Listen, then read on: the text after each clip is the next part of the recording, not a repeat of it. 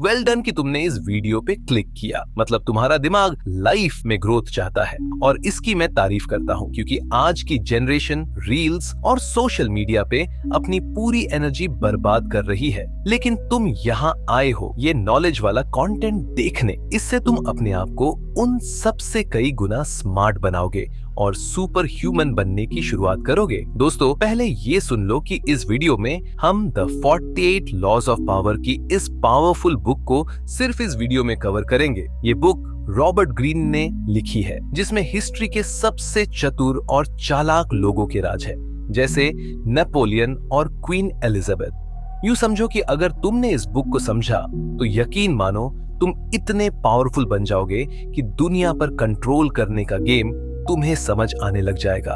और इस वीडियो को देखने के बाद तुम्हारे अंदर कुछ ऐसी शक्ति आ जाएगी जैसे लाइफ चेंजिंग पावर और कॉन्फिडेंस, ज्ञान जो तुम्हें हर सिचुएशन में स्मार्ट बनाएगा, अपने दुश्मनों को हैंडल करने का सीक्रेट फॉर्मूला, अपने बॉस या सीनियर्स या किसी को भी इम्प्रेस करने का स्टाइल, और सबसे बड़ा, तुम्हारा दिमाग इतना पावरफुल हो जाएगा कि लोग तुम्हें जीनियस कहेंगे। ये सारी क्वालिटीज तुम में आने लग जाएंगी इस वीडियो को देखने पर। तो इस बुक में पावर के 48 लॉस के बारे में बताया गया है, जिनको फॉलो करके तुम अपनी खुद की एक ऐसी नई पर्सनालिटी बना सकते हो कि लोग तुमसे हमेशा इंस्पायर होते रहें, तुम्हें पाने की कोशिश करें, तुम सबसे चालाक बन जाओ और कोई तुम्हें बेवकूफ न बना पाए। लोग खुद ही तुम्हारे गुलाम बनने लगे। तुम्हारे दुश्मन या तुम्हारे आसपास के नेगेटिव सोच वाले लोग तुम्हारे आगे कुछ भी ना हो। ये सारी चीजें तुम्हारे अंदर आने लगती हैं। तो शुरू करते हैं पहले लॉ से। नेवर आउटशाइन द मास्टर, यानी इसका मतलब है कि अपने से ऊपर वाले व्यक्ति या अपने बॉस या मास्टर के सामने कभी अपनी पावर का शो ऑफ मत करो। ये सुन के तुम शायद सोच रहे हो कि अरे, मैं तो अपना टैलेंट और अपनी पावर को दिखाना चाहता हूँ या चाहती हूँ, भला ये भी कोई छुपाता है क्या? लेकिन ये बुक कहती है कि ये एक स्ट्रैटेजी है जिससे तुम अपनी पावर को और ज्यादा बढ़ा सकते हो। इस लॉ का मतलब है कि अपने बॉस या सीनियर्स को इनसिक्योर फील मत कराओ। अभी के लिए उन्हें हीरो बनने दो और तुम उनके पीछे रहकर चुपचाप अपनी पावर को दुगना करो और शाइन करो। चलो एक एग्जाम्पल देता हूं। इमेजिन करो कि ऑफिस में तुम एक प्रोजेक्ट में सबसे स्मार्ट हो, पर तुम क्या करते हो, तुम उस प्रोजेक्ट का क्रेडिट अपने बॉस को देते हो। लाइक कि अगर बॉस ने तुम्हें गाइड ना किया होता तो उस प्रोजेक्ट में तुम उतने माहिर ना होते। तो इससे तुम्हारा बॉस खुश होगा और फिर उसके आगे तुम्हारा खुद का ट्रस्ट बढ़ेगा। फिर तुम्हारा बॉस कुछ भी सोचने के साथ तुम्हारा बेनिफिट्स पहले सोचेगा और तुम्हें किसी भी तरह के नुकसान से बचाएगा और तुम्हारे प्रमोशन के बारे में भी तुरंत डिसीजन लेगा। अगर हिस्ट्री में बात करें तो नेपोलियन ने भी अपने शुरुआती दिनों में जनरल्स को ऐसे ही हैंडल किया था। यही लॉ का लॉजिक है कि कभी कभी बड़ों के बीच छोटा बनकर अपनी पावर डबल करने में ही फायदा होता है। और फिर बस सही टाइम का इंतजार करो। जब तुम्हें लगने लगे कि हाँ, तुम्हारी औकात अब तुम्हारे बॉस से इक्वल हो गई है या फिर तुम्हारे बॉस से ज्यादा हो रही है, तब तुम अपनी पूरी ताकत का शो ऑफ कर सकते हो। तब तुम्हें किसी के आगे छोटा बनने की जरूरत नहीं, न ही किसी से दबने की। ये सब कुछ डिपेंड करता है सही वक्त पर। सिर्फ थोड़ा पेशेंस रखो, उनके सामने बस आराम से अपना काम दिखाओ। जैसे बॉलीवुड में हीरो के साथ साइड एक्टर भी एक दिन हीरो बन जाता है जब वो अपनी स्मार्ट चाल चलता है। तो ये लॉ सिखाता है कि पावर चुपके से हाथ आती है, दिखाने से नहीं।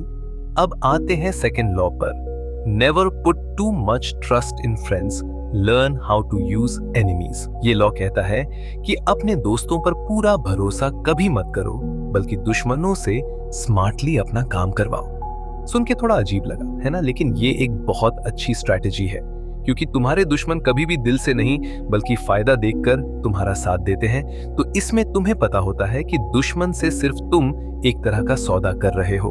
वहीं अगर तुम अपने दोस्त के साथ कुछ बड़ा करने का प्लान कर रहे हो, तो इस केस में तुम्हारे दोस्त को तुम्हारे बारे में, तुम्हारे पूरे प्लान के बारे में, यहाँ तक कि तुम्हारे अगले स्टेप के बारे में पता हो सकता है, जिसकी वजह से अगर वो दोस्त तुम्हें बीच में छोड़कर तुमसे गद्दारी करता है तो तुम्हें बहुत बड़ा नुकसान हो जाएगा। तो इस लॉ को कैसे यूज करते हैं, चलो एक बेस्ट एग्जांपल देखते हैं। सोचो कि तुम एक बिजनेस स्टार्ट करते हो और तुम अपने बेस्ट फ्रेंड को अपना बिजनेस पार्टनर बनाते हो।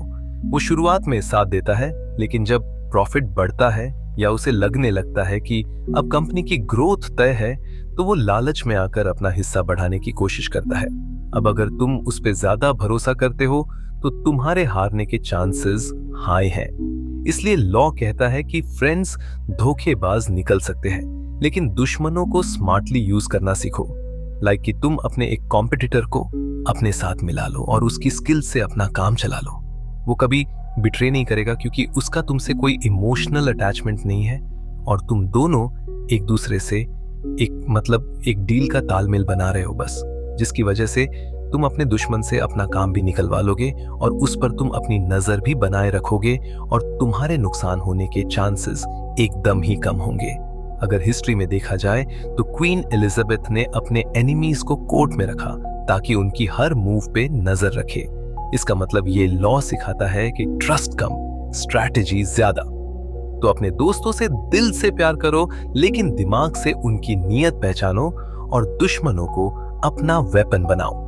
अब आते हैं थर्ड लॉ पर, कंसील योर इंटेंशंस।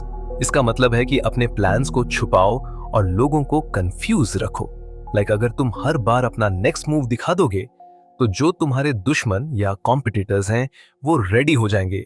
इमेजिन करो कि तुम अपने ऑफिस में अपने प्रमोशन के लिए प्लान बना रहे हो और फिर जाकर तुम अपने बॉस को बोल दो, इस बार मैं आपके प्रोजेक्ट में सबसे बेस्ट परफॉर्म करूंगा। तो इससे क्या होगा कि जो तुम्हारा बॉस है वो तुम्हें एक्स्ट्रा काम थमा देगा या और प्रेशर बना देगा। लेकिन अगर चुपके से अपना काम करो और बॉस को सरप्राइज दो जब रिजल्ट्स आ जाए, तब वो उस रिजल्ट से इंप्रेस्ड होगा और तुम्हारा ऑरा बढ़ेगा। अगर हिस्ट्री में देखा जाए तो चाणक्य ने अपने दुश्मनों को कंफ्यूज करके रखा। उन्हें नहीं पता था कब क्या प्लानिंग हो रही उनके खिलाफ, और इसी स्ट्रैटेजी से चाणक्य ने अपने दुश्मनों को खत्म किया। तो ये लॉ सिखाता है कि अपने दिमाग में स्ट्रैटेजी रखो और बाहर एक इनोसेंट सा चेहरा दिखाओ। लोगों को लगना चाहिए तुम उनकी समझ से परे हो, और यही पावर का असली राज है। अब आते हैं फोर्थ लॉ पर, always say less than necessary. इसका मतलब है कि कम बोलो, लेकिन जब भी बोलो तो तुम्हारे बोलने का असर सबसे ज्यादा हो। अब ये मत समझना कि अरे ज्यादा बोलने से ही तो कॉन्फिडेंस दिखता है, फिर मैं कम क्यों बोलूं। लेकिन यही तो बात समझनी है कि यहाँ गेम अलग है। ज्यादा बोलने से तुम कभी कभी एक्साइटमेंट में अपने प्लान एक्सपोज कर देते हो, या तुम्हारे ज्यादा बोलने से लोग बोर भी हो सकते हैं। कम बोल के तुम अपनी पर्सनालिटी को मिस्टीरियस बनाओ, जिससे तुम्हारी वैल्यू बढ़ेगी, और फिर जब भी तुम बोलोगे तो लोग तुम्हारी बात को और वैल्यू देंगे।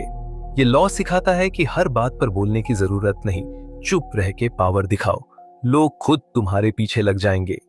अब आते हैं फिफ्थ लॉ पर, so much depends on reputation, guard it with your life. इसका मतलब है कि रेप्यूटेशन सब कुछ है, जितना हो सके उतनी इसकी हिफाजत करो, जैसे अपनी जान की। लाइक खुद की एक अच्छी इमेज के साथ तुम लोगों को कंट्रोल कर सकते हो, लेकिन एक गलती से सब खत्म हो सकता है। इमेजिन कि तुम एक यूट्यूबर हो और एक वीडियो में कुछ भी कंट्रोवर्शियल बोल देते हो, तो लोगों का तुमसे ट्रस्ट चला जाता है सिर्फ उस एक मिस्टेक से, और सब्सक्राइबर्स ड्रॉप हो जाते हैं। लेकिन अगर रेप्यूटेशन स्ट्रांग रखो और हर वीडियो में वैल्यू दो, तो लोग तुम पे भरोसा करते हैं। ये लॉ कहता है कि अपनी इमेज को पॉलिश करो और दुश्मन के रेप्यूटेशन को अटैक करो जब मौका मिले। एक स्ट्रांग नेम ही तुम्हें किंग बनाता है। तो चलिए दोस्तों, आज के लिए इतना ही। ये तो बस शुरुआत थी दोस्तों। इस वीडियो में हमने द 48 लॉज ऑफ पावर के पहले 5 लॉज कवर किए हैं, और ये सीरीज यहाँ रुकने वाली नहीं। अगली वीडियो में हम बाकी लॉज को पूरी तरह से कवर करेंगे, तो ये जर्नी कंटिन्यू रहेगी। लेकिन अभी के लिए इतने ही। पर मैं ये एक बात कहूंगा कि आज ना तुमने बहुत अच्छा काम किया इस वीडियो को देखकर। तुमने अपने ब्रेन में कुछ ज्ञान या नॉलेज डाला, जबकि सारी जनरेशन डिस्ट्रैक्टेड हो रही है रील्स और सोशल मीडिया से। तुम यहाँ ज्ञान से अपने आप को अपग्रेड कर रहे हो, और ये कंटिन्यू रखो। हर दिन इस चैनल को सब्सक्राइब कर लो और जुड़ जाओ, ताकि हर दिन अपने ब्रेन को एक सुपर ब्रेन बना सको। मैं यहाँ ऐसी बुक्स की वीडियोस बनाऊंगा जो तुम्हें हर फील्ड में टॉप पे ले जाएंगी। इस चैनल को अपने डेली रूटीन में जोड़ो, ताकि हर दिन नॉलेज से ग्रो करो।